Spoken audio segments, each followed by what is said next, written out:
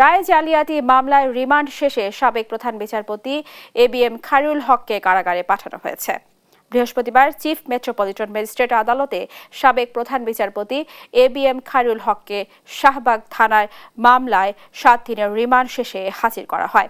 শুনানি শেষে আদালত তাকে কারাগারে পাঠানোর নির্দেশ দেন।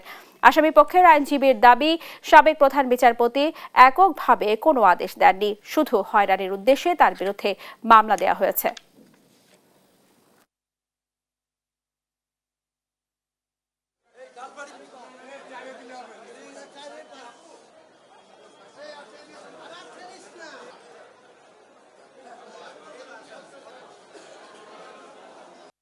প্রধান বিচারপতি এবিএম খায়রুল হকের শাহবাগ থানায় দায়ের করা মামলা 13/8/2024 রিমান্ড শেষে আদালতে উপস্থাপন করা হয়। ওনার বিরুদ্ধে বলা হয়েছে যে রায় জালিয়াতি, অজ্ঞতার কারণে এই কথাগুলো বলা হয়।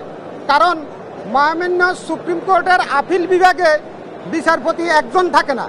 একজন বিচারপতির পক্ষে কোনো অবস্থায় জাজমেন্ট দেওয়া সম্ভব না। সুতরাং উনি এককভাবে কোনো জাজমেন্ট দেয় নাই। ওনার বিরুদ্ধে এই ধরনের এলিগেশন আনার আইনগত কোনো সুযোগ নাই।